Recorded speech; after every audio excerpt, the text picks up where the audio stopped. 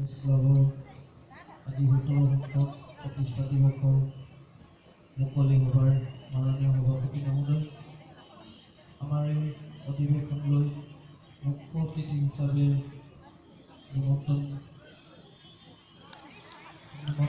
অসমৰ পটভূমিত সংবাদ জগতত অগ্ৰণী ভূমিকা লভিছে লাহোৱাল প্ৰেছ ক্লাবে।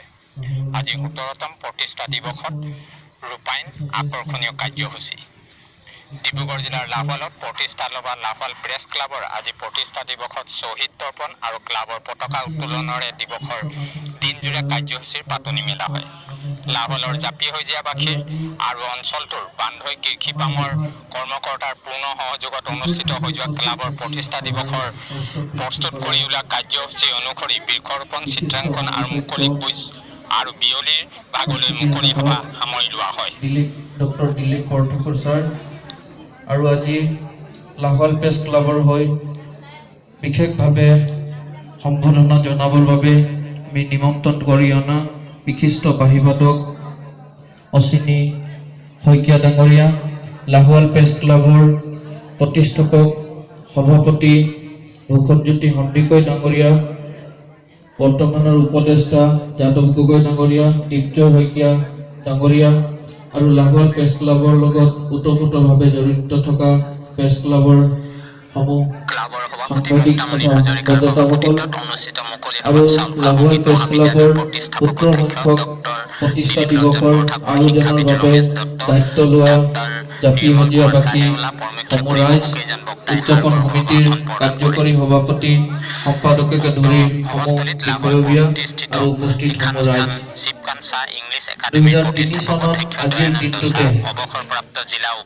প্ৰতিষ্ঠা লাভ কৰা লাহোৱাল প্ৰেছ ক্লাবে বিভিন্ন ঘাত প্ৰতিঘাতৰ মাজত আজি ১৭টা বছৰ দিৱস উপলক্ষে ডক্টৰ দিলীপ ৰঞ্জন আমি বৰঠাকুৰ আৰু অনাগত দিনত বাহিবাদক অচিনী শইকীয়াক এই প্ৰেছ ভগৱান ক্লাবৰ হৈ শুৱনি বঁটা প্ৰদান বৃহত্তৰ কৰা হয়। লাহোৱাল সমষ্টিত জনতাৰ স্বাৰ্থত নিৰ্ভীক আৰু নিৰপেক্ষ সংবাদ পৰিৱেশন কৰি ৰাইজৰ হৈ কি ধৰণে আমি আগবাঢ়ি যাওঁ ডিব্ৰুগড়ৰ পৰা ইকৰাম আলী ৰিপৰ্ট, আৰু RP নিউজ TV। জাপিসেউজীয়া অঞ্চলত বানপানীকে ধৰি বিভিন্ন সমস্যাৰে এই অঞ্চল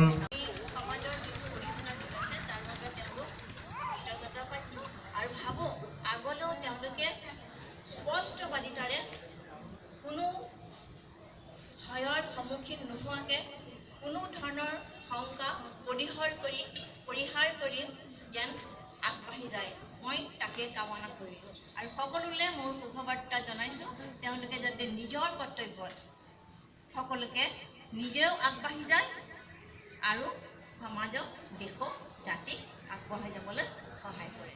ইয়াকে কৈ মই সময় পাইছোঁ।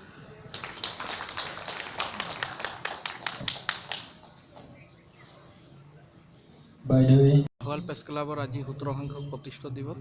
আজিৰ দিনটোতে ২০০৩ চনত এই প্ৰেছ ক্লাবে জন্ম লাভ কৰিছিল। আজি আমি বেবেজীয়া ৰাজহুৱা প্ৰেক্ষাগৃহত দিনজোৰা কাৰ্যসূচীৰে এই প্ৰতিষ্ঠা দিৱস আয়োজন কৰিছোঁ আৰু বহুখিনি কথা ইয়াত আজি আলোচনা হৈছে। সাংবাদিকসকলৰ সুৰক্ষা, সাংবাদিকসকলৰ নিৰাপত্তা আৰু সমাজ জীৱনত সাংবাদিকসকলৰ যি ভূমিকা তাৰ ওপৰো ইয়াত আলোকপাত হৈছে আৰু অনাগত দিনত আমি বিভিন্ন কাৰ্যসূচীৰে লাহোৱাল প্ৰেছ ক্লাবক আগবঢ়াই নিম আৰু এই ক্ষেত্ৰত লাহোৱালবাসী ৰাইজক, বৃহত্তৰ লাহোৱালবাসী ৰাইজক সহায় সহযোগিতা কৰিবলৈ আমি অনুৰোধ কৰিছোঁ। আমাৰ বহুকেইটা দীঘলীয়া আঁচনি আছে ২০২২লৈকে, সেয়েহে এই প্ৰত্যেকটো কাৰ্যসূচীত সমষ্টিবাসীৰ জনতাই যাতে আমাক সহায় সহযোগ কৰে আৰু সদায় লাহোৱাল প্ৰেছ ক্লাবৰ প্ৰতিজন সাংবাদিক ৰাইজৰ পক্ষত আছে, ৰাইজৰ পক্ষত থাকি নিৰপেক্ষভাৱে বাতৰি পৰিৱেশন কৰি আছে আৰু কৰি যাব।